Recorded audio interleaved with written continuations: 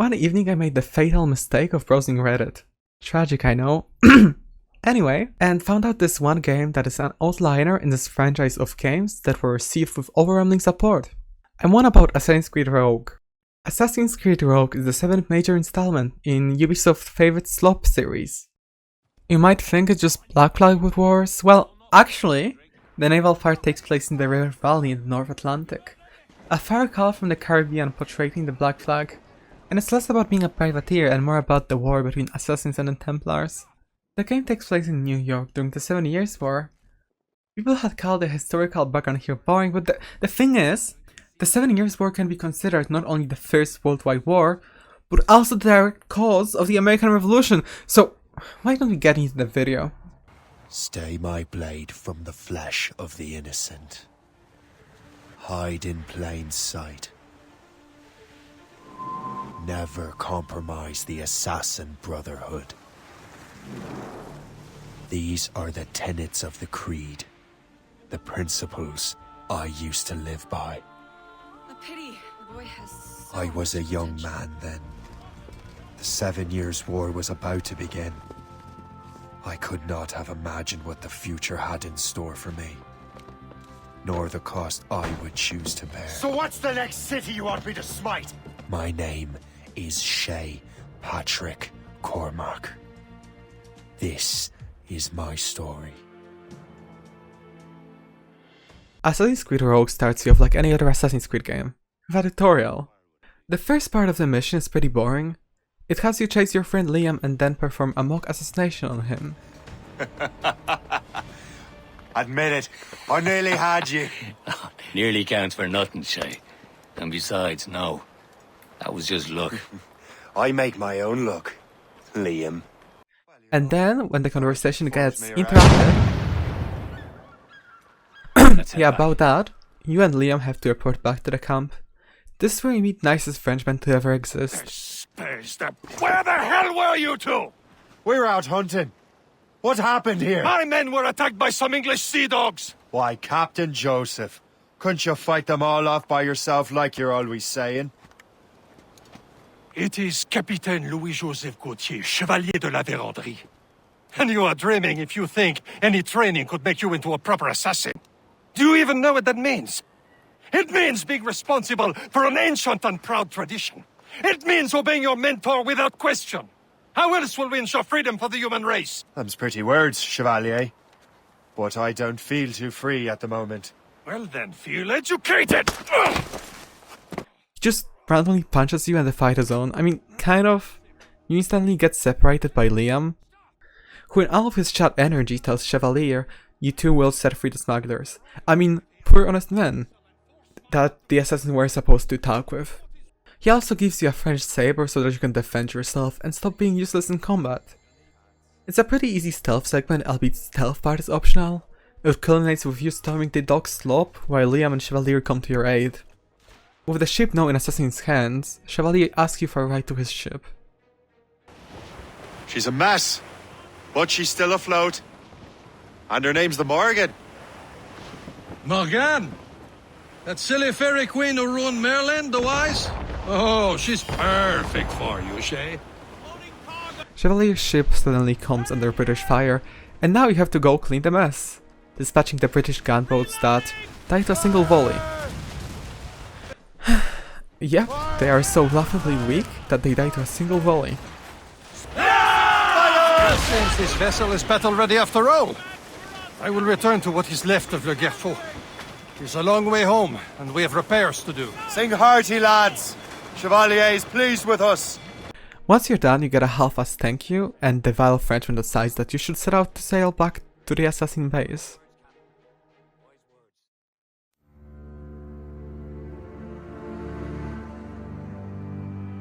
I think the people that played Assassin's Creed 3 surely recognize this place.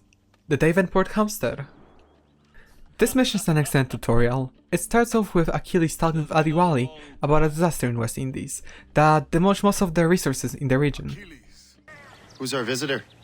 That's Adewale. He was a slave who freed himself, and hundreds of his brothers in the West Indies. That man's a living incarnation of the creed. See? You join me for some practice? Soon. I've got other business first. The Templars took advantage of the chaos and stole the Precursor Box, an ancient relic capable of influencing pieces of Eden. Now what is Eden? How the fuck do you expect me to know? Do I look like I have a degree in schizophrenic game lore? I mean... Aliwali gave chase, but was forced to give up after the Templars reached the coast of New York. The actual objective is to finish the training with your kin. You are late. Oh, what did I miss? Only the first hour of training, We're always training, Kisagawase. and will continue to do so. Do not waste your words. Shay abhors improvement as much as cats abhor leashes. Hey, Liam treats you like a younger brother. You're doing all right, Shay. But don't let the others vex you. They mean well, though they'll never show it. Taking you under his wings a bit, teaching you how to shoot firearms, and even giving you his pistols for a time trial. Go on. It's a shame we only learn more about him through his encyclopedia entry. Hope? An assassin that gives mommy energy. Nicely done. I am surprised. You did better than I expected. In defense of what I said, she literally has every single trope of a future love interest. A pity. The boy has so much potential. But so little discipline. all right. All right. What would you have me do? Well played. She teaches you how to perform stealth takedowns and avoid detections, sneaking around and bullying dummies. Shay, follow me. It's time you learn to survive in the frontier. I think I've been managing well enough so far. Kasekowasa teaches you how to hunt and skin animals so that you can make pistol holders. A mechanic I only ever used once, and was in the constraint of this mission. I'd like to talk more about him, but he's literally just a generic assassin. Shay, I hear you've become quite the marksman. Generous gift. Thank you, mentor. My ship awaits, Achilles. At the end, your master Achilles says he's proud of you and gives you 2 pistols, as per Liam's recommendation. Trust you will retrieve what I mean, he doesn't quite say it was from Liam, but it's close enough.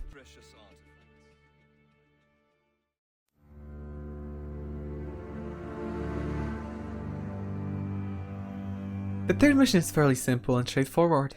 This is the extension of the extension of the tutorial. It starts with Chevalier trying to con a French merchant. Trust me, you will sell those lobster by the ton in France.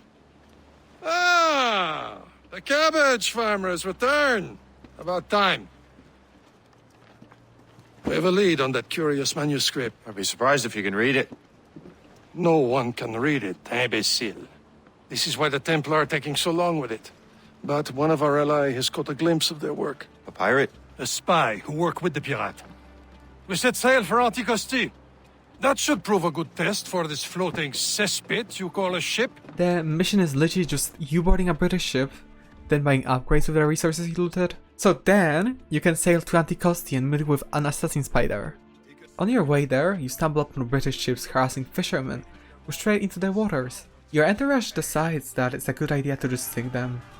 And once you're done, the only thing that's left is to sail to Anticosti. In Anticosti, you meet the most relatable character in the game. The rum here is terrible. Let me see. That's not rum. It's eau de vie. What the devil is that? Whiskey. Well, the whiskey here is terrible. The sailor that talks about alcohol. And also Lechasseur. Lechasseur said that he located the manuscript, and that the man by the name of Lawrence Washington has it. I mean, this mission is literally mostly dialogue and world building. I sort of get it, but I still don't like it.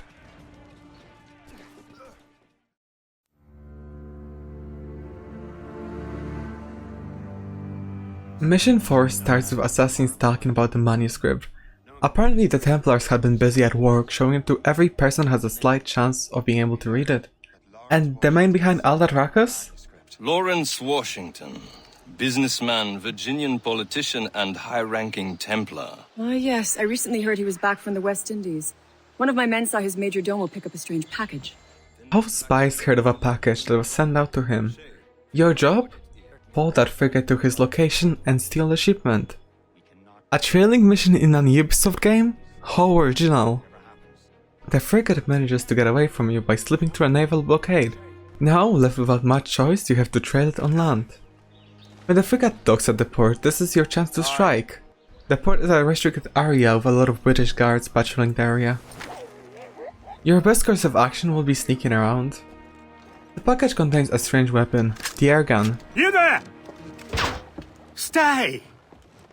Where you are? How can that be?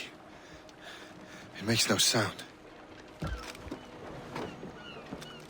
Thanks for the present. The weapon itself is an exclusive to Assassin's Creed Rogue, being Shay's signature weapon.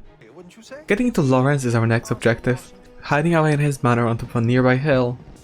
We need to sneak around the party he's showing, staying out of the guard's view until we can spot our target. Nothing crucial is revealed from overhearing Kyr's conversation, he just sends his underlings on their way. Either way, Lawrence Washington doesn't put up much of a defense. You are too late, assassin. It's never too late to ruin Templar plans, Master Washington.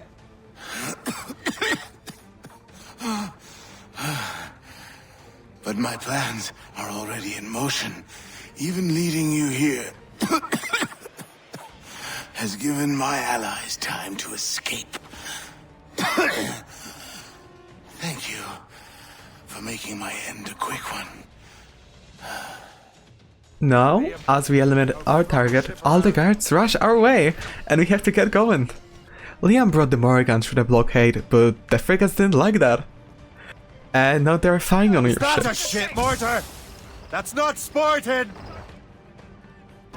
You have to hurry to the Morrigan before it's too late. Lawrence Washington is dead. You look disappointed. The sickly way that man looked. He would have been dead in a month anyway. And 2 other Templars got away. They're looking into the manuscript and box. Did they have the artifacts? I don't know. Perhaps. I can't be sure. Then you did what was right by the Brotherhood. You can find the object later. Cheer up, Shay. It's a rare day we can sow such chaos among the Templars. Perhaps. But to hear Washington speak, it didn't sound like they'd be too put out by the loss. Well, that's what he'd want you to think. This is where the first seed of doubt was planted into the heart of Shay.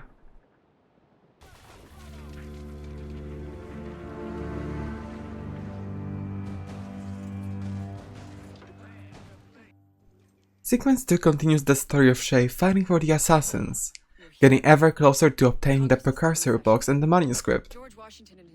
Mission 5 starts with Shay approaching Leicester and Chevalier, overlooking the dockside. Chevalier engages in typical French behavior, day drinking, while Leicester informs you about the leads on the precursor box. A man by the name of Samuel Smith has the box in his possession. He's a high-ranking Templar serving in the role of Order's treasurer. Leicester surprises you in Anticosti with a new weapon for your ship, a buckle gun, a weapon exclusive to Rogue that mechanics-wise replaces the swivels from Black Flag, being used to attack weak points. Once aboard the ship, Liam informs you about the fact he had an icebreaker ram added to your ship. Now we need to sail towards Smith's position. Upon finding his ship, he notices you and starts running away. Good job sneaking up on him, by the way. He forces you to chase him through ice, mainly so that the game can introduce you to the mechanic of using the ice ram. You unknowingly follow him into an ambush. The brick takes advantage of the surprise element and rams you, beginning a boarding. The nice detail is that the British use grenades during boarding, which is kind of their intended purpose, that often doesn't get shown. Once we repel the raiders, the remaining British ships continue firing on us, giving the Templar time to get away. After we dispatch the gunboats, we follow him into the camp that his men set up. Sneaking by the initial guards, we realize his men are ready to defend him in his last stand. Once they fall to the ground, the Templar is defenseless to do anything, and with a quick slash he falls to the ground. Shay secures the precursor box from the dying man and lifts his body to rot.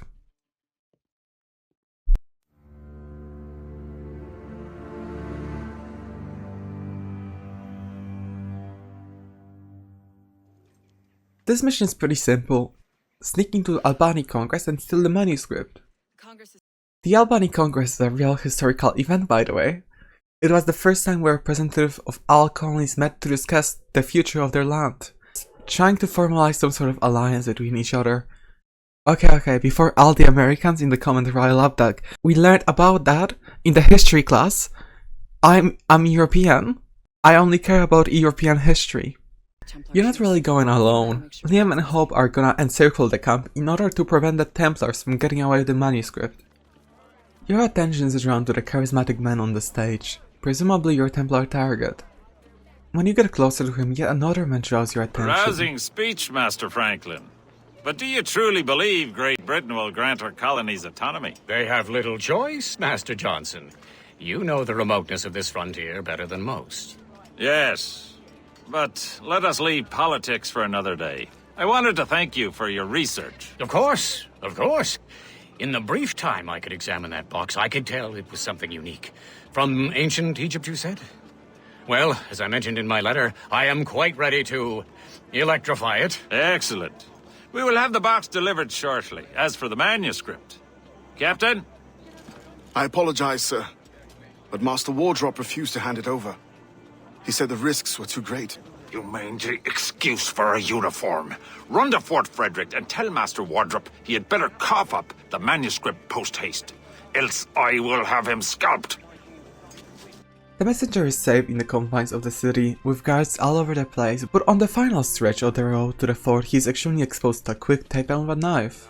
Once that is over with, you need to actually kill the Templar himself, sneaking into the fort and taking advantage of the high ground to spot him, and killing him from above. As you trust your plate, the Templar pleads to you that the fate of these colonies should be something that both the Assassins and Templars can agree on. Shay shrugs it off as the Templar manipulating us even in his dying breath. Even the devil can quote scripture to suit his own purposes.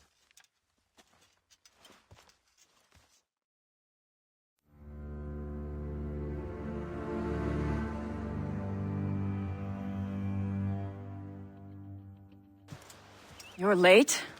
The sky is getting temperamental. That's not the only thing, is it? This mission starts with you and Hope convincing Benjamin Franklin that you're a Templar envoy supposed to deliver the precursor box, and him interrupting you to with sad news that the army confiscated his lightning rods so he can no longer conduct the experiment. Franklin asks you to help him get them back, while Hope volunteers to assist with the preparations. Neat little detail is that Hope and Big F keep talking, even after you walk away. This attention to detail is not something you see much in modern AC games. This is intolerable. I can barely conduct my research anymore. Everyone is having metal confiscated nowadays. Yes. The army will melt it down and turn it into weapons. War is upon us. So, Master Franklin, what is this? A Leyden jar. It temporarily stores power in the form of vitreous and resinous electricity. Now we're on our way to the docks where the soldiers carrying our roads went. Once we spot him, we have to tackle a soldier across town and see him get rejected in real time. Darling, you up for a pint? Sure, if you bring your mates. That's bleak. Once he arrives in the warehouse and drops the cargo off, we see a perfect time to take back what's ours. And with that, we need to hurry back to the housestead to conduct the experiment. Once we are back, Franklin urges us to help him strap the rods.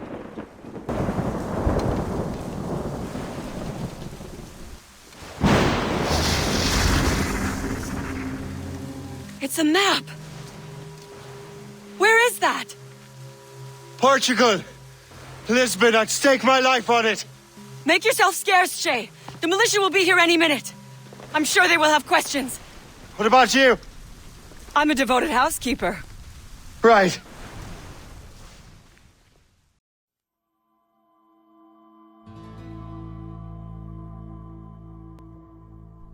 During this memory you visit Lisbon, the capital of Portugal during All Saints' Day. Go inside the cathedral, we have to climb the supports and maneuver close to the ceiling, avoiding drawing attention from the ongoing mass. We need to use our hidden blade to unlock 4 different locks. I am way too lazy to count, I think that was 4, and if it was more or less, don't at me, I am better than you. Upon unlocking the entryway, we enter the precursor temple. This must be it. The precursor site. Inside of which lies a monument containing a piece of Eden. When we try to pick it up, the core disappears into thin air, causing the entire temple to start collapsing. We have to run to the surface. When we reach the surface, we can see that in fact the entire city is getting leveled by the earthquake. We need to make our way to the sea, as the beautiful architecture collapses around us. We make our way through the rubble, knowing if we stop running, we are gonna be one of the untold thousands that will perish in the ruins of what were once their homes. On the final stretch of the escape, we smash our way through glass and throw ourselves onto the chill waters below. Eventually, we make our way onto the assassin ship.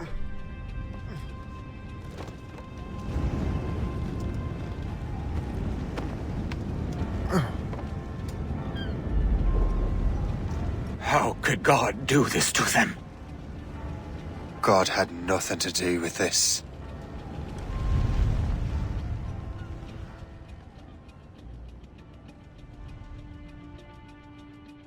A well-known fact is that this mission is based on the 1755, I think, Lisbon earthquake, an actual historical event in which 85% of Lisbon's buildings were destroyed, including the Cardinal Convent portrayed in this mission.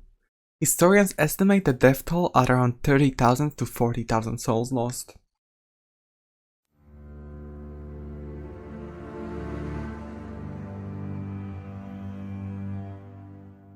The last mission of Sequence 2 starts with Shay confronting Achilles. So what's the next city you want me to smite? What happened in Haiti happened in Portugal. A great earthquake. Thousands dead thanks to your damned manuscript! This cannot be. Shay, a person. It would seem Achilles is unaware of the sheer scale of what we are meddling with, accusing Shay of mishandling the situation. Camping just outside the mansion, we decide to try and steal the manuscript, but end up getting caught in the act by Achilles. I had such hopes for you, Shay. Achilles, I have to do this. And what is it you're doing exactly? Stealing from your brothers? Betraying me? Someone must make amends. Make amends?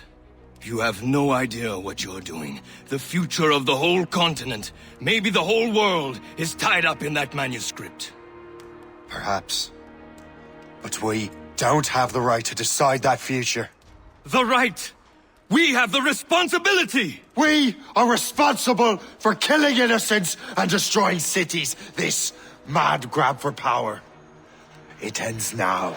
I will not let you destroy everything we have built! After a short brawl, we jump to the window. As we start escaping, the Morrigan fires her mortar.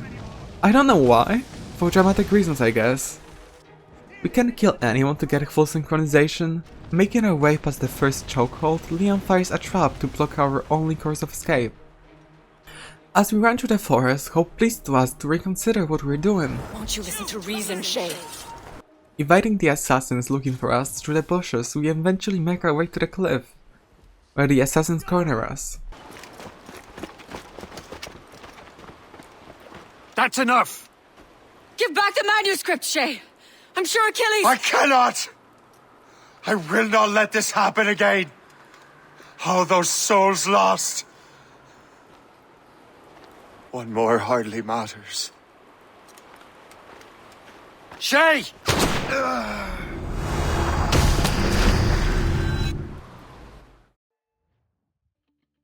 Sequence 3 begins sometime after the end of Sequence 2, with Shay waking up severely wounded.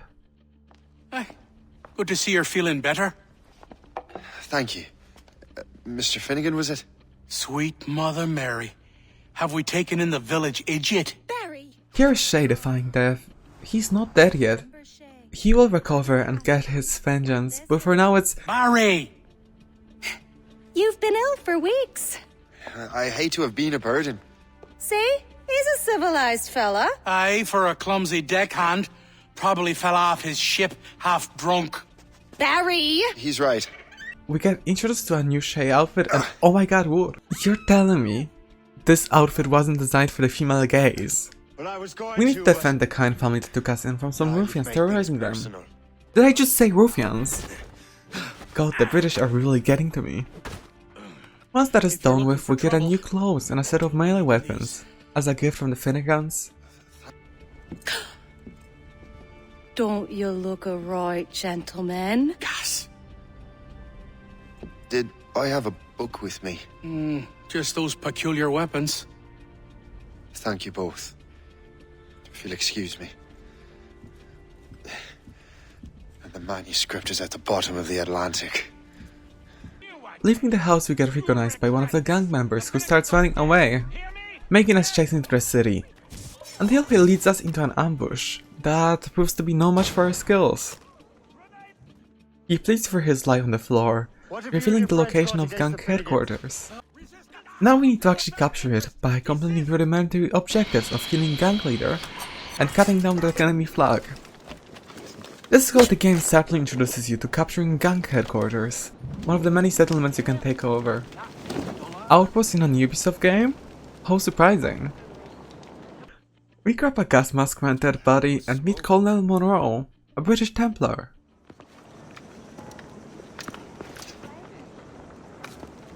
Be at ease, Master Cormac. We are friends. The Finnegans were worried you might take matters into your own hands. I am Colonel George Monroe. Colonel? I came to help, but I see I am late. Thank you for dealing with these foul criminals. They were a blight on New York. What do you care? You redcoats are nothing but landlords. The townsfolk here are grinding away, trying to make a living.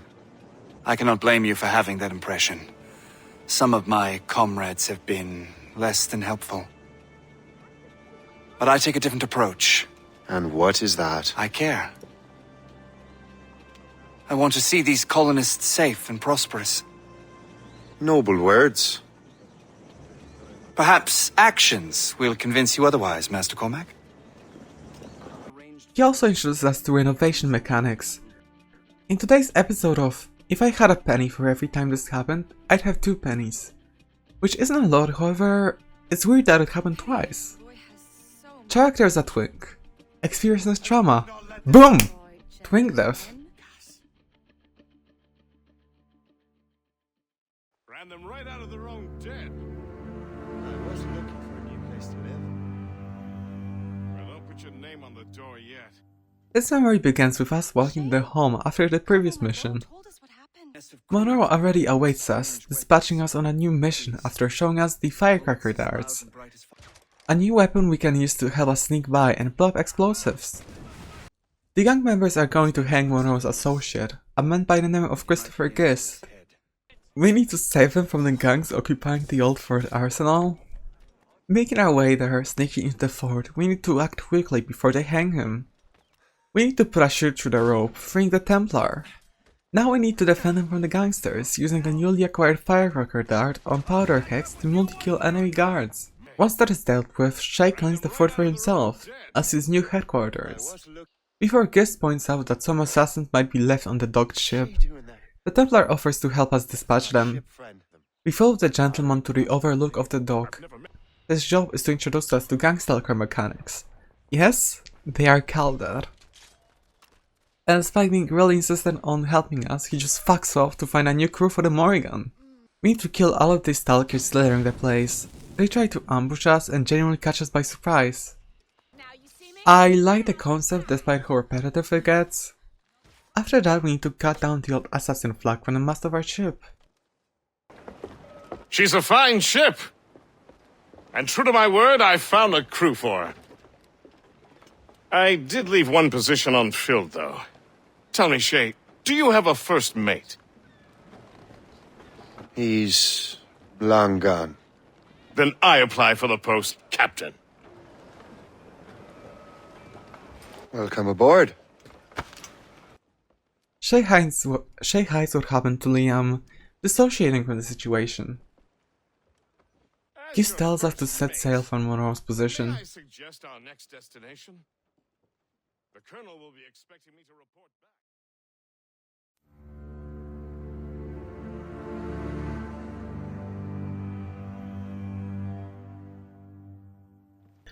And so we arrive in Albany aboard the Morrigan. Gist learned of the French base of operation in the area, most likely a staging ground for an attack on New York. We set sail towards the fort with Monroe and Gist on board. I've heard they steal from civilians and resell essential goods for 10 times the price. It's always the little fella who gets skinned. Colonel, you and Gist here seem inspired. Is there something in the water? Or in the whiskey? Now why do you say that, Master Cormac? I think Shay here is skeptical about our intentions towards our fellow man. I understand, but there is no need. I simply want these colonies to be a place of safety, development, and purpose. Not for now, Funny. Captain. I thought rich men wanted them to be a place of profit. I am not a rich man, Master Cormac. Money is a means to an end, not an end in and of itself. Says you. I think it's a fine end to a game of cards. Gist suggests we gather resources to upgrade the Morrigan, and by that he means raid a French supply camp down the river. Disembarking on the riverbank, we sneak by the main gates deeper into the fort, finding a perfect position in between the trees to strike the unsuspecting target. We use the rope dart to hang him and instantly dash for the warehouse. You have the key to my heart. Well, to the spoils here at the very least. Back aboard the Morrigan, we set sail for the French fort. We will have to wear down the defenders, beginning by destroying the defenses and killing their commander. We begin exchanging volleys with the lookout towers, bringing down the walls segment by segment. Once the defenses are set ablaze, we try to infiltrate the fort, taking advantage of the chaos to take out lookouts and enter the war room. At least in theory, I fucked up and lured all the guards towards the front entrance and had to kill literally everyone. Once that is done with, we enter the war room. Le Chasseur. Shay. It has been so long. Were you on a special mission? Yes. From Achilles. How interesting. So am I. We find Leicester inside and we have to kill him. We can't let him live, otherwise he will inform the assassins we are still alive. Don't make me do this, Le Chasseur! Do what? Assassinate me? I thought that was your specialty. We could both just leave. Ah, but then I would tell your brothers that you are alive. You have to kill me, Shay. His fight is rather easy. It consists of us having to parry his attacks using objects to deal damage.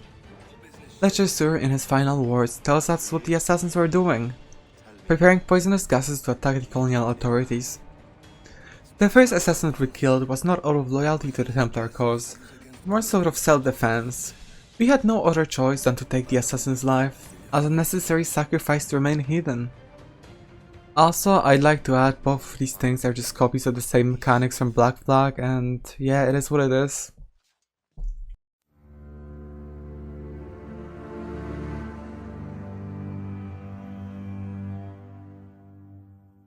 This memory begins with Colonel Monroe informing Shay that the information he learned from Leicester was correct.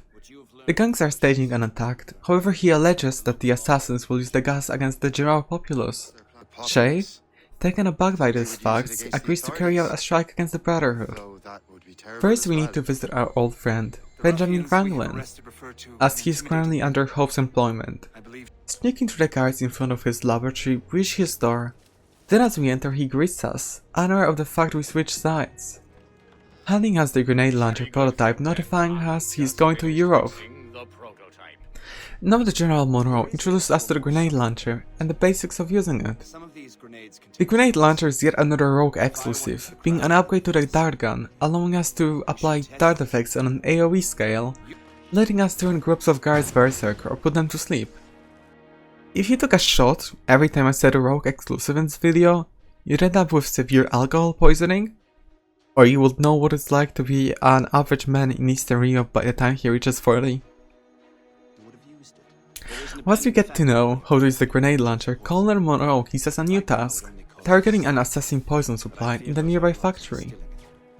We need to infiltrate the compound and sabotage 3 gas tanks, which can be done remotely with the sharpshooter grenades. The initial explosion will cause the tanks to burst and leak sleepy interesting poison gas all over the place. Once we destroy all 3 tanks, the ground trembles as the factory gets ever closer to erupting. We need to get away before it explodes.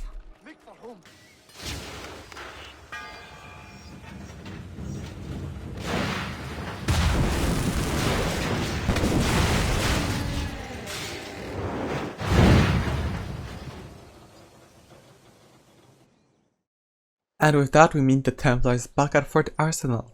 Ah, what marvelous destruction, Captain. I saw the smoke all the way from the Morrigan. That should discourage those miscreants.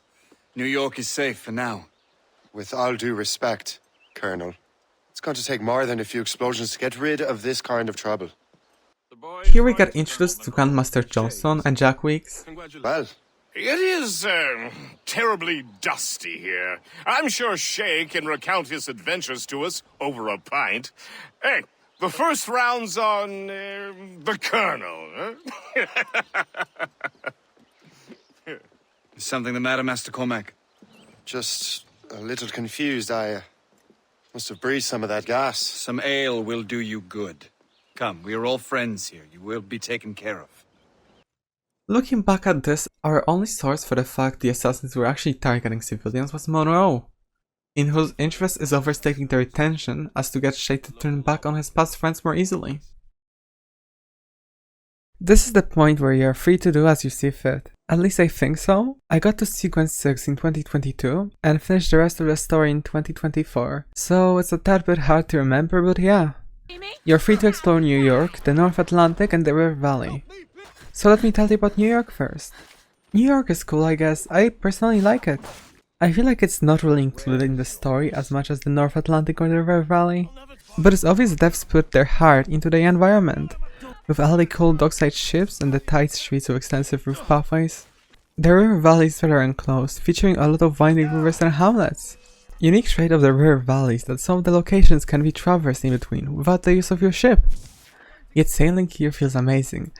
I recommend setting your sails to half and sitting back and enjoying the sea shanties. It's funny how the town of Albany has more soul than the entirety of New York, as the settlements here are often connected to those spanning wilderness areas. Those contain supply camps, which you can raid to get resources, and join the frontier clashes between the British and the French. They give you a small bit of money if you can defeat the French before all the British soldiers perish. North Atlantic is the northernmost area of the game, being a frozen wasteland with occasional settlements dotting the coastline. It's beautiful and teeming with wildlife. Here you can enjoy whaling, yet another mechanic taken from Black Flag. The ice storm comes in handy here as there are many floating icebergs and ice sheets blocking the passageways. This is also the graveyard of explorers, with wrecks of forgotten expeditions under a deep blanket of snow. I didn't realize storms from Black Flag are also here until I had, a misfortune of running into one. The open waters make up for great battles with men of wars and naval forts. There are many different settlements you can take over for the British.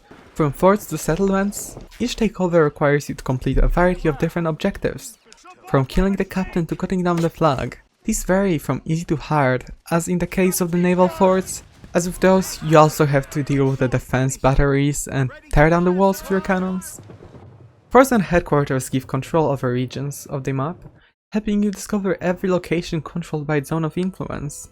Settlements grant safe havens to rest and rearm, giving you a fair bit of resources when liberated. If you complete every single type of outpost conquest, you get the Scottish Precision Pistol. All types of outposts unlock new activities when liberated. There's a few of those, starting with the taverns. Yeah, the taverns from Black Flag are also here, with the generic bar tags being replaced by rogue ones. It requires to be liberated in order to, give you a source of fresh recruits. You kind of never get introduced to these in the story, but they come in handy if you wanna beat all the legendary battles. In controlled settlements and wilderness outposts, you can renovate rundown buildings to either increase passive income, open ways to hide in chests, or reclaim smuggler dens. There are a lot of renovations to be carried out. How many? Too many, that's your fucking answer.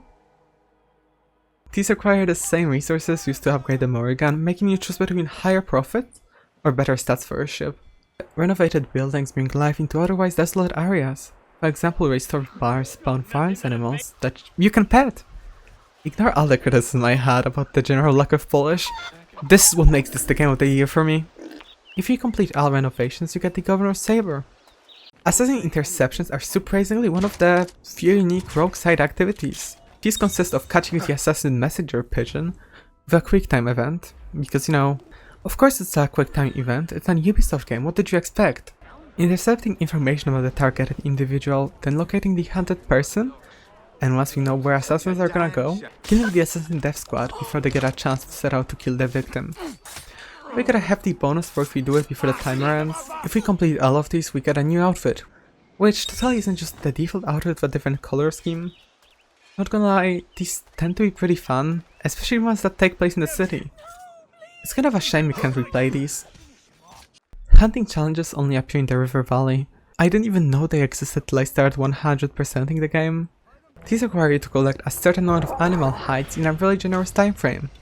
You certainly look like a predator, but can you hunt like one? Oh, how did they know I use Discord regularly? Once you've seen one, you've seen them all. Every single challenge is the same, with only variation being what animal you hunt. And the difficulty is laughably low. Even the missions where you have to pursue predators fall into the very easy category, as animals in this game can be dealt with a quick time event. If you have the patience to finish all of them, you get rewarded with the Prussian hunting saber, yet another sword that you won't remember to use. As if these weren't enough, there are other collectibles. Spread through the world there is an ungodly amount of cave paintings, each one giving you a snippet of the story of the gods of old, how the world itself came to be. When you find a painting, you have to inspect it with eagle vision to reveal the full picture. Oh, by the way, there is no reward for completing all of them, so why even bother? Do you still wonder what happens when you collect all of them? Here, I wasted that much time just for you. Here's me completing all of the database entries. In the first days of the world, the earth was covered with water.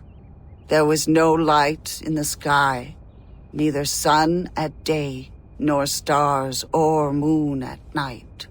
Under the surface lived the water animals: loon, kingfisher, otter, muskrat. They all lived in darkness. In the sky, the Great Spirit sat beneath the branches of a glowing apple tree with roots that sank into the clouds. One day, the Great Spirit called to his daughter, the Sky Woman. He pulled up the tree so she could look down to the earth. "How can they live in such darkness and chaos?" asked the Sky Woman. The Great Spirit replied, "If you desire, you can bring them light and order." The Great Spirit gathered up the Sky Woman in his hands and gently lowered her down. When he let go, she began to fall slowly towards the earth. The water animals lifted their heads and looked up in wonder at the glowing woman in the sky. "What will happen when she reaches the water?"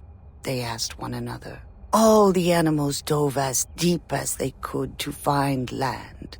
None could hold their breath long enough, until finally Muskrat brought up a little bit of earth in his paws. A great turtle arrived, and Muskrat put the earth on his back. The turtle grew, and the earth multiplied until they became a great island, which men now call North America. From beneath the water, the swans flew up to meet the Sky Woman. They caught her and carefully set her down upon the new land. The Sky Woman thanked the animals. "Now I can give this land spirit," she said. She then gave birth to twin sons. The son who was born first was born laughing and was called the Good Spirit. The son who was born second caused the Sky Woman so much pain that she died. He was called the Evil Spirit. The Good Spirit grieved for his mother, but he took her eyes and raised them into the sky, so one could become the sun and the other the moon. Her tears became the stars. This way, the world would no longer be in darkness. The Good Spirit buried what was left of his mother under the earth to nourish the soil. All the trees and plants would grow out of her. Meanwhile, while the Good Spirit worked in the light, The evil spirit did mischief within the shadows. The evil spirit crossed the land, moving from shadow to shadow. I will ruin everything my brother has made, he said. And so, when the good spirit made strong trees and swift deer, the evil spirit made poisonous berries and stinging insects. Finally, the good spirit took red clay from the earth and made humans. He taught humans how to speak and live together. The jealous evil spirit made himself servants out of sea foam. The good spirit saw that his creations heeded his words and were capable of wisdom. He wished that they might live forever in harmony. The good spirit saw the mischief that his brother did and knew that even his help would not be enough. He told his brother to stop making trouble, but the evil spirit refused.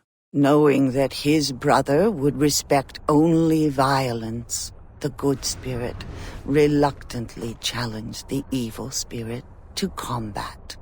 The winner would rule the world. The good spirit and his people united and triumphed over the evil spirit. He banished his brother to a cave beneath the earth. On the surface, though, some of the evil spirit's servants still wandered from shadow to shadow. Their influence causes men to do evil things. This is why there is still evil in the world. But people can also cast out this evil and find the good spirit within. All people can choose the path they follow. The Viking Sword quest requires you to find like 30 different pieces of the Viking Sword scattered across the land. It's just regular collectibles that don't have much worthy of note. Once you're done, the location of the previous owner's resting place is revealed. A grave on the Pearl Island. Excavating his remains grants you the Viking Sword set and the leather armor. Oh, and that's not all the collectibles. You also have war letters that give you insight into Templar side of the story. And sea shanties. Floating lyrics that you have to chase in order to grant your crew a new sea shanty to sing.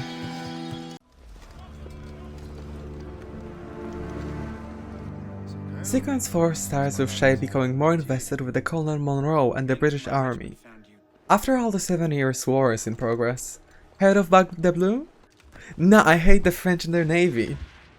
Mission 1 starts with you and Jack meeting at the rally point for reinforcements to come to Monroe's aid. So how did we get there?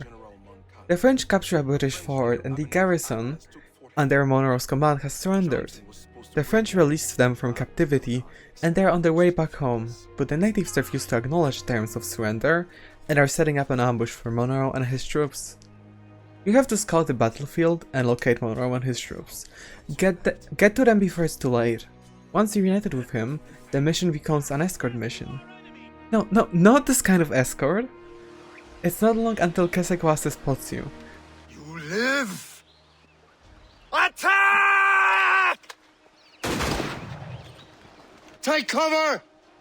Realizing that a fallen assassin is now fighting alongside the Templars. And even worse, the British!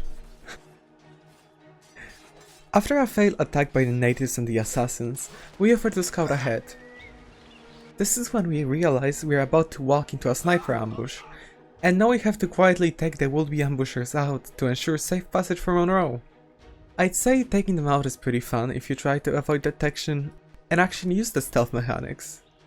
Which is kind of what you have to do if you want to, 100% the game. Going back to Monroe, we warn him of the fact the man going after him is Kesegwase, and how we are both a target now.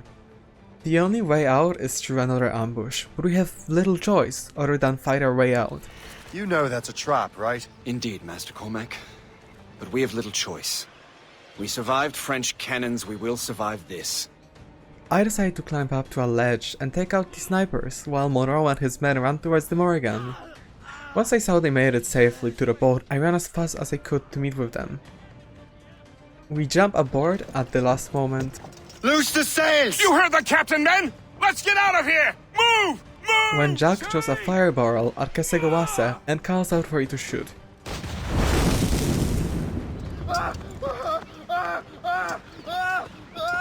Leaving the men permanently burned. I owe you my life, Master Cormac. As do I, Colonel. We have much to discuss. However, I must tend to my troops. Sir, I will accompany you to Johnson's trading post at Onokwaga.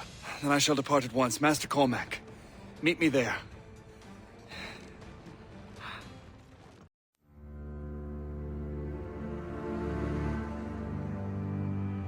This memory kicks off with you and Monroe having a heart-to-heart in the early morning.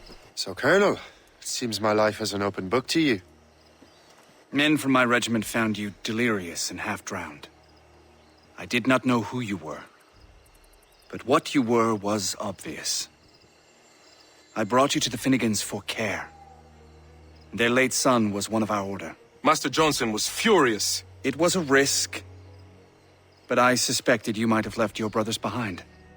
And being suddenly interrupted by Wells, informing Monroe that Kesegawase is rallying assassins to storm Albany. Gentlemen, Kesegawase is rallying to storm Albany. His allies threaten a friendly Oneida village, and French troops have already entered our territory. Might be able to delay the French and help the Oneida. We will ready the defenses in Albany. Now our job is to help the preparations of Albany's defenses. And by extension helping Monroe in his fight against How much lumber do we Kesegawase. have to build defenses? Hardly a bean's worth. We get a surprising amount of freedom when it comes to how we approach our objective. We can sail to whichever part of the mission we feel like doing first. The first and easier choice is helping the British troops win a losing skirmish against the French, by accomplishing two fairly basic objectives of cutting down the French flag, which is always the objectively correct thing to do, and killing the French captain. The second and more tedious task is saving American native tribes that didn't join the French side, as Kesegawase's men had taken them hostage to make sure they don't aid the British. Saving all 12 hostages, the village lady thanks us and walks us to a sacred cave. It can be unlocked by completing all native totem quests.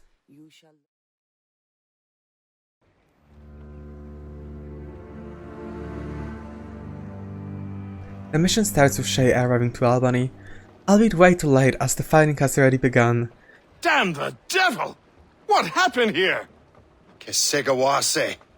Well, then we are too late. No. Fort Fredericks is nearby. I'm sure the Colonel can hold it. You heard the captain, lads! Make haste! Kesegawase and his men already began the battle for the city. We have to quickly make our way to the fort to join the defenders, doing all in our power to stay out of combat. When we get to the fort, we can see that the attackers stormed the gate and are currently trying to take it over. We have to raise our sword and help repel the invaders. You're free to kill them in any way you see fit, even if the game screams at you to use the packle guns. We meet with Monroe, who's commanding the defenders in the last stand. We hand him the manuscript and send it to the Morrigan, knowing we're the priority target for the assassins. The manuscript. You keep it safe. Bring it to the Morrigan. That's an order. Who are you to give me orders? I outrank you. I'm not part of your army, Colonel. I'll take care of the defenses until you get back. Just in time to meet Kesegawase head-on. Kesegawase appears, mercilessly tearing through the defenders. Do you truly believe you can best me, traitor? To get full synchronization, we need to kill him with a packle gun, which is ridiculously anticlimactic. In his last breath, Kesegawase tells Shay that his efforts were in vain, since Liam is also here, and already on his way to kill Monroe. The Templars will fail. You will fail. Monroe is already dead. What do you mean? Liam.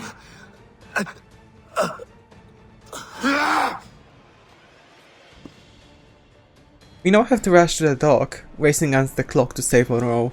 who, according to the British soldiers we bump into, is being chased by a big man with an axe. You know, like, they legit use that wording. The Colonel was heading for the docks. A huge man with an axe was chasing the Colonel!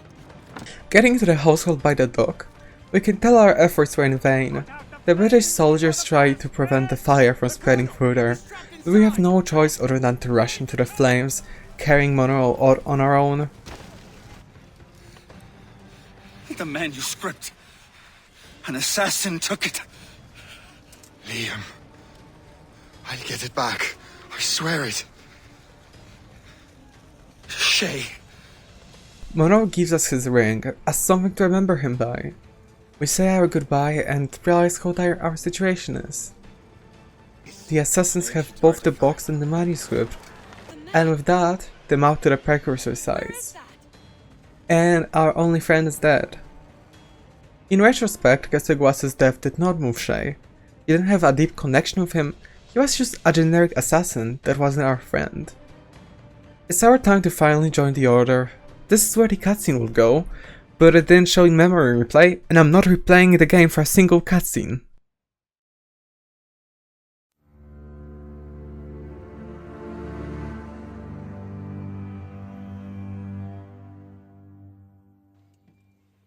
It's time for retaliation, hindering the search for the precursor's sites by striking a high-value target, Adiwali.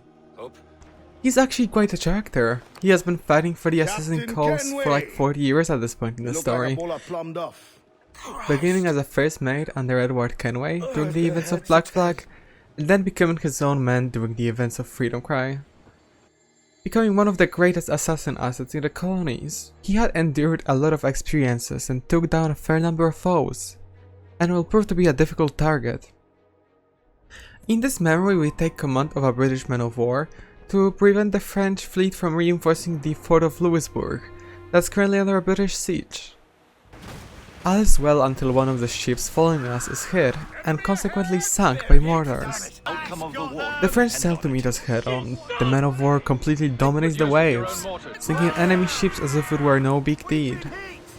After we dispatch the French navy, Adiwali appears, leading a wave of fire ships meant to blow us out of the water. He quickly passes by, avoiding a confrontation with our ship. The fire ships function as kamikaze enemies that just home in on us, becoming a priority target to sink in order to avoid a huge blast. After dispatching 2 waves of the fire ship, another detachment of French navy appears. More enemy ships, sir! And more fire ships! This is hopeless. Perhaps it would be wiser to fall back. War and wisdom don't always mix, Captain. This isn't over yet, lads. Man the cannons! Realizing we are heavily outnumbered, Captain Cook orders us to turn back. However, Shay decides that we should give the French hell, facing the superior French force head on. After the last ship is sunk to the bottom of the ocean, the remainder of the French reinforcements are sunk by the Royal Navy ships coming to our aid. There's the Royal Navy. We cleared the way just in time, Captain Cormac. The tide of war is turning! That was quite a crack, wasn't it? It is too soon for celebrations. Adewale is still out there. I'm sure we'll get another turn to dance with him, Master Kenway.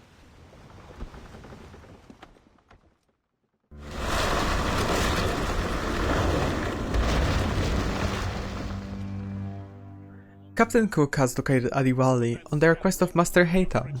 So now our merry squad of Templars has to track him down, sailing down the river to a French fort until Geese spots a huge warship. The French put a man of war into the river valley as a ridiculous display of power. No offense to Captain Cook, but that lady has more firepower than any I've had the pleasure of meeting. She's not really my type. Ah, but the French ones can have a certain charm. Did I ever tell you the story of Madame Renette? That wasn't her real name, but...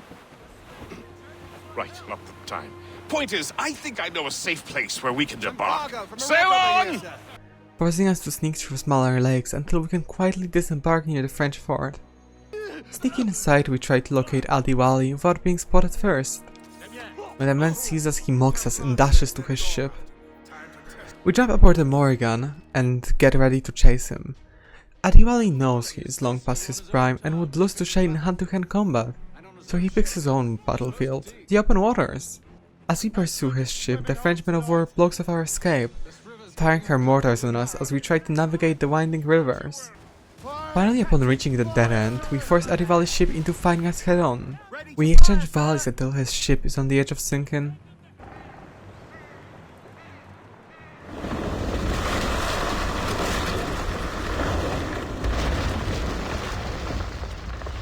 Adewale's beached his ship! A novel tactic? He's saving his crew. No. He's making a last stand. Let's not disappoint him. Follow him, Shay. I will try to corner him. As we sneak past the guards on the beachhead, going deeper into his last stand, we notice Master Haytham on the edge of a cliff. Haytham starts distracting Adewale by opening fire with his pistols, only for Adewale's men to return fire with guns of their own. As Adewale confronts Haytham, we sneak by his guards and fire with a single shot. The man lays on the floor before us. Shay is full of regret. After all, Adewale was someone Shay looked up to, a man of principle and mentor. I feel like I should wrap up the remaining late game open world content before going on to sequence 6. So, the Native American Totem quest is the copy of the Mayan armor quest from Black Flag. You have to locate 8 pillars hidden in caves across North America in order to unlock the door to the secret cave. The only nice thing about it is that there's only 8 of those. The armor looks bad and the puzzles are not only ambiguous but also tedious. Person, you might have noticed the maps. Each map you collect contains the location, coordinates, and a vague picture of where you're looking for. Once you arrive at the site, you get to excavate the treasure and get a step closer to collecting L24. Once you're done, you can head to the Sapphire in the Northern Atlantic and get your prize, the Templar medieval armor.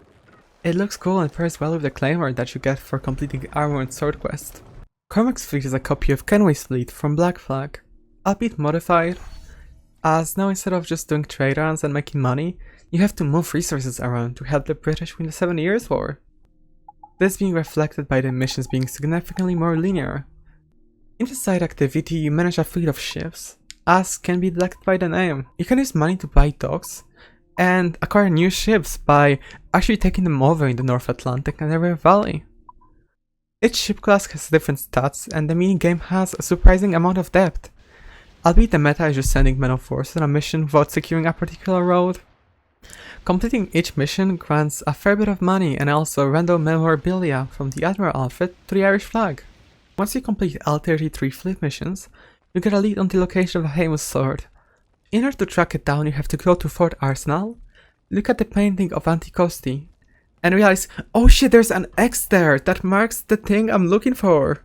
At Anticosti, we can excavate the site and find the sword of Grandmasters Altair, a Brotherhood relic from the time of the Third Crusade. It's probably the best sword in game. I love the design, but 33 field missions were such a grindfest, and that takes away from the achievement. Wow, what's the current runtime? How long? I guess it's time for a commercial break. Hey, I just got word from the studio that no one will sponsor us. It's okay, I'm gonna take this time to advertise my socials. Join the June Shalkowska Discord. Guess what? This is where I post rare outtakes from all of my videos. Mostly, I guess. Please join and make it active, I literally beg you. I will most likely begin streaming on Twitch by the time this video is out, so make sure to follow me there. Once again, that is June Shalkowska. Please follow I'll cry on stream if no one shows up. I also made a public Instagram, at June Shalkowska. Just go to my link while you're at it.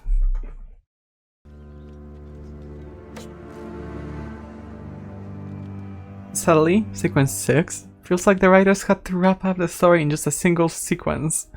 Considering Rogue has only like half the sequences of games like Black Flag or Unity, the sequence suffered heavily from cramming a lot of story elements into a short period of time. But other than that, the climax of the story is pretty engaging. The heist mission starts with Shay informing the Templars that the assassins are ready to embark on the expedition.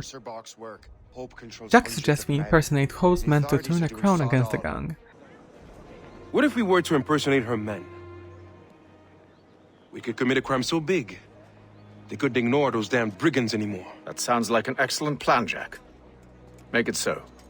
I will find out where the assassins are hiding. Is it just me, or did the boss tell us to make trouble?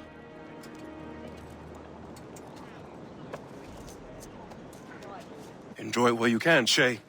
You and Jack chase after two unfortunate criminals so that you can kill them and steal their uniforms.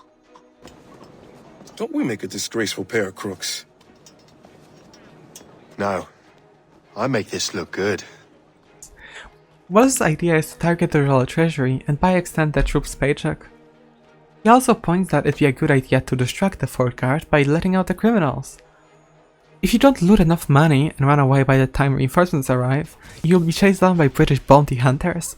They're terrifying enemies that only show up once in a whole game, outside of when you kill civilians, but we don't talk about that.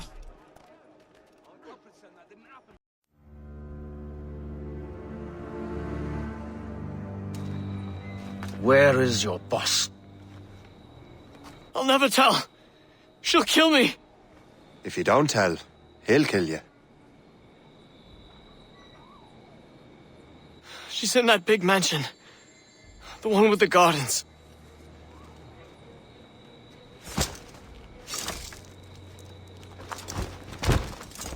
Shall we go?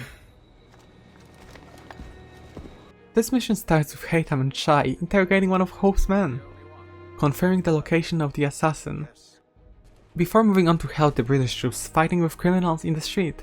Our efforts were successful. The army had besieged her mansion, firing on her guards. We lead the charge through the defenses, cutting down the remaining defenders with the help of the Royal Musketeers. Climbing on top of the mansion, we make our way to a skylight, to overhear her conversation with Liam. We have everything we need. Now, Chevalier will be expecting me. Hope? Bon voyage. What a splendid idea.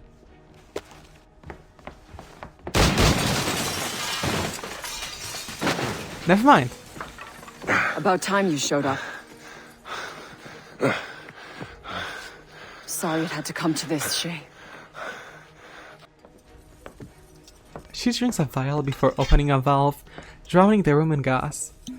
We need to escape before the gas drowns the entire room, doing everything not to fall into the gas pool that is growing ever taller. Climbing out of the room onto a balcony, Hope is already prepared and throws a poison dart at us. The poison forces us to stay mobile, slowing our heart down, forcing us to move through the courtyard without much time to think or sneak around. Until we reach her again in the gardens. She starts running and we have to chase her. Her way of losing us is by throwing poison bombs, making us unable to pursue her. I don't know if you picked this up by now, but her way of getting rid of us is always indirect, avoiding being the one to deliver the final blow. It's clear she doesn't want to kill us, but is ready to do so when pushed against the wall. After she jumps into the crowd, we have to seek her out, letting her get a jump on us with a pistol, before we fire back and tackle her to the ground while she's stunned.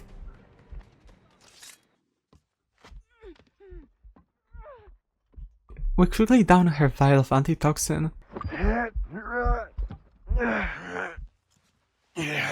You're late. Again, Shay. Hope. I didn't want to do this. I trained you to do this. I expected nothing less. Then why? To give Liam time to leave. Soon Chevalier will be on his way to the precursor site. I will stop him. He will see you coming. Pity. You had so much potential. It was all a ruse to give Liam time to get away. She's weirdly calm. She doesn't hold resentment towards us. She's rather sad this is how you two part, with you as a Templar rather than assassin. But in the end, in her eyes, there's not much you can do to hinder the expedition. Shay silently mourns over her body. After all, he killed a dear friend. For the first time ever, the death of our opponent will leave its mark.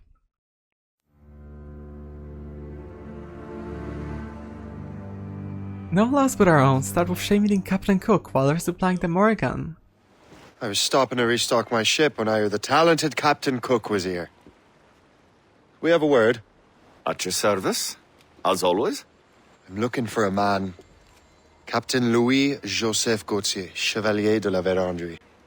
We inquire about the location of Chevalier. Cook tells us he's on a voyage to Anticosti, which is where we depart for shortly. On the ship, Guest greets us, And the guilt of killing Hope settles on Shay. The Grand Master is pleased, Shay, what you did in New York. Yeah, it's only a matter of time now before order is restored. New York was never orderly, Gist. With Hope gone, perhaps... It couldn't have been easy for you, my lad. But you did what you had to do. I keep telling myself that. We're almost rid of the assassins in New York. And it's not as if the Hellcat didn't try to make you wear a pine overcoat. You had no other choice. I chose to cast my lot with the Templars. And we are glad you did, Shay. Who knows? Had you not, you might have found yourself at the end of Master Kenway's blade. Or yours. That's the spirit. Look, Shay, by killing Hope, you not only saved yourself and half of New York from the assassin's poisons, you also learned the path we must take next. Approaching the port, Gist suggests we try to look for a secret passageway to the fort. There's an entryway on the backside, so we scale the cliffside, listening to the pirate read out an execution order as Shay ascends the fort walls. We need to quickly steal the map to the precursor site from the captain. We leap into the cold waters below as the Morrigan comes under pirate fire, escaping through the gap to see the British men of war firing on the fort, sinking enemy vessels as we sail away. The Royal Navy! I still can't get used to it. King George's men will take care of those pirates. We've got our own battles to fight. Now we need Cook to decipher these. That was a far closer escape than I'm comfortable with. But we have what we came for. Then we know where de la Vérendrye's ships are headed? Not quite. But we have the means to find out. We'll need Cook to interpret these maps. Then we should set sail for the coast of Newfoundland. It's an ambush! Steady the ship! Master Cormac, I didn't expect to see you again so soon. I found de la Vérendrye's travel plans. But the devil used some kind of code. I can't figure it out. Maybe you'll have better luck. We get Captain Book on board the Morrigan, as he's the only one actually able to decode the maps the pirates were carrying. I gather you have some history with our friend de la Vérendrye? A history of instant loathing. I should have known not to trust my friends who embraced such a wretch. My goodness, what could this fellow have done to inspire such enmity? I know him only as one of a family of explorers, extending the boundaries of the known world. From the brief encounters I've had with him, I can tell you he's an irascible person. Captain Cook is unaware of the Templar and assassin causes, so he obviously is curious about our reasons for seeking out Chevalier. Just like Benjamin Franklin, he works with members of the organization, unaware of their alignment. The assassins sink a British frigate as do not leave witnesses to their voyage. When we spot the expedition, they're ready on us, fighting valiantly. The ragtag group of frigates and brigs is unable to stop us, despite their brave attempt. Brace!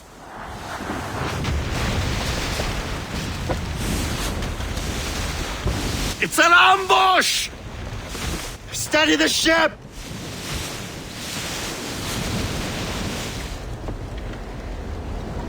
Where are they? They're within mortar range, that's all I know! To full! It was an ambush, with Legar foe awaiting a good time to strike us with the mortars from the fog. Our sloop daringly engages the men of war, not giving any quarters, firing off a broadside after broadside until the men of war is no more. She's dead in the water! Prepare for boarding! Shay rallies his men with a single war cry, climbing through the ropes until he's in a position to strike the Frenchman.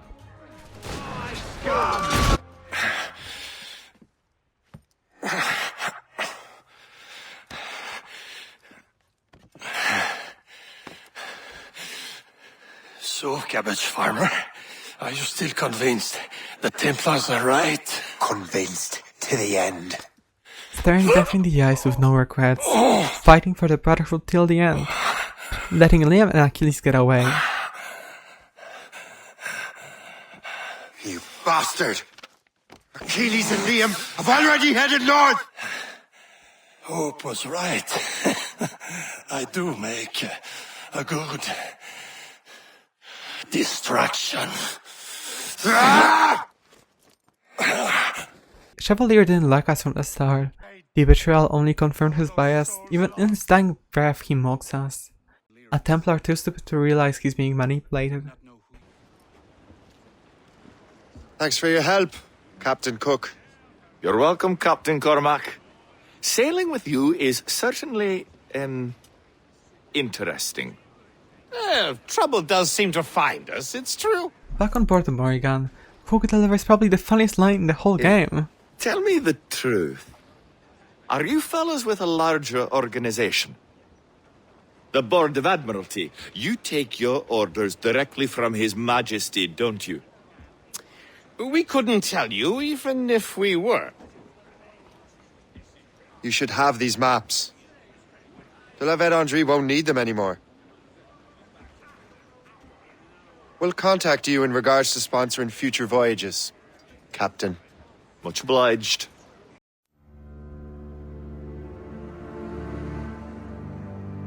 The final mission, Non Nobis Domine, translates to Not for us, sir.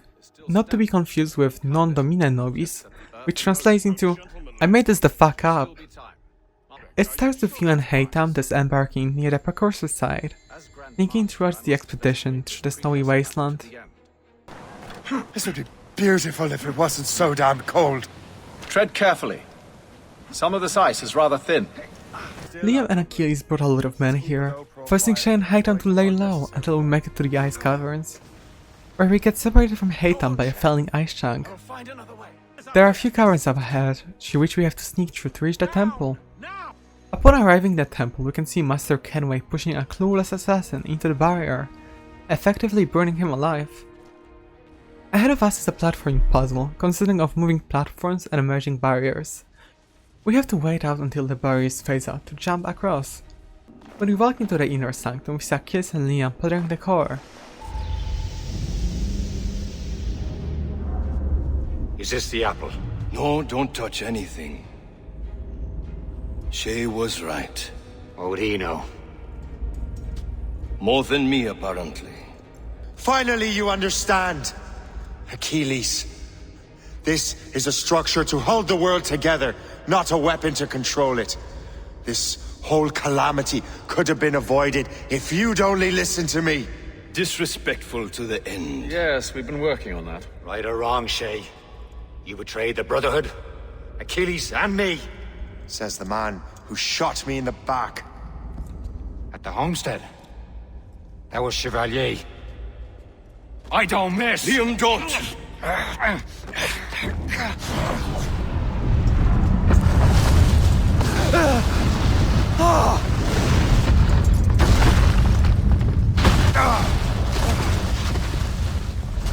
And with that the chase is on, we have to catch Liam as he makes his way through the beautiful caverns that are now turning into a frozen hell, as the chunks of ice fall all over us.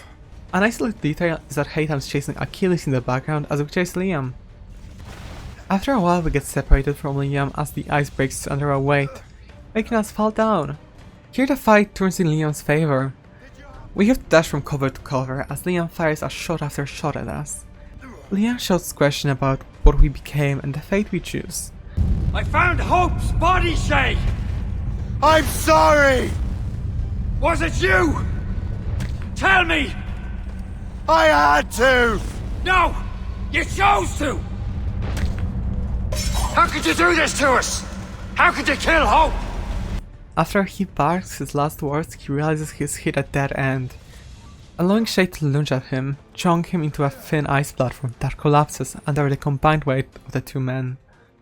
On the bottom of the slope we get closure. Liam's last words are full of disappointment rather than anger, giving a cynical goodbye as his last words. That was... lucky. How many times do I have to tell you, Liam? I make my own luck. How'd you do that, you bastard? You broke the assassins. Betrayed everyone you knew. You sided with our worst enemies. And for what? To save the world. I hope that world is a good one. Shay, after grabbing the manuscript, puts Liam's hood on, as a last sign of respect. What he said in the main sanctum, the fact we're chasing him, as if he was the one to turn his back on us, while in reality it was Chevalier's work. Rushing down to the Morrigan, we can see Haytham and Achilles dueling. We break up the fight. Achilles is harmless now! A mentor with no followers! What kind of world are we making if we cannot show mercy? Pleading to the Templar to show mercy to Achilles. Probably to repay him for pushing Liam's gun out of the way. Shay reasons that he's powerless to fight the assassin cause anymore. Ah! Never forget what has happened here. I won't. But the world will. Haytham shoots him in the knee to teach him a long-lasting lesson before embarking on the Morrigan. Master Gist will be in charge of eradicating any remaining traces of the assassins. Master Weeks and the others will assist him, of course. Achilles has lost everything. He won't dare leave his homestead. He won't. Shay, although our search for precursor sites is at an end, I want that box. You will find it for the Templar Order, and for me. It could be anywhere in the world by now. It may take years to find it. It may take your lifetime. Are you up for the challenge? Good. Can't I go with you, Father? Courage, my boy. You wait just here. I will return when this hand reaches the top. That's forever. Not as long as all that. And when I get back, we'll see the fireworks. My son, Arno? Perhaps you have seen him?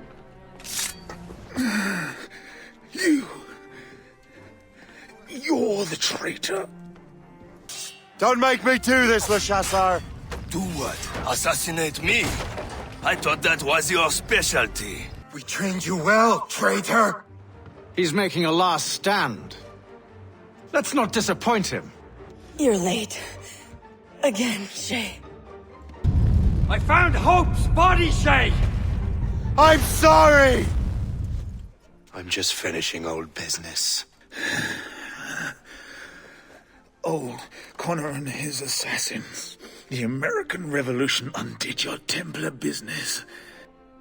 Then perhaps we shall start a revolution of our own.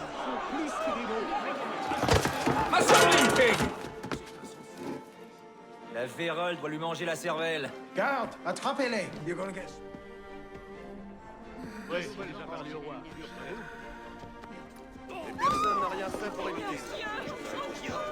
Don't worry, they'll never think to look for us in here.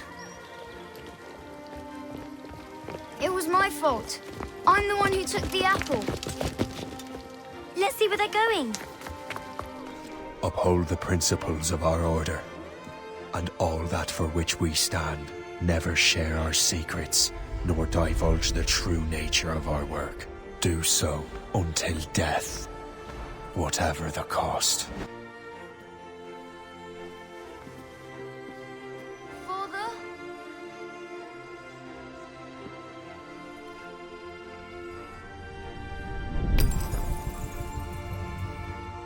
I am Shay Patrick Cormac, Templar of the Colonial, of the American Right.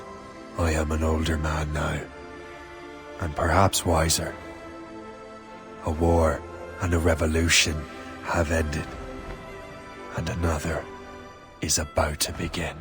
May the Father of Understanding guide us all.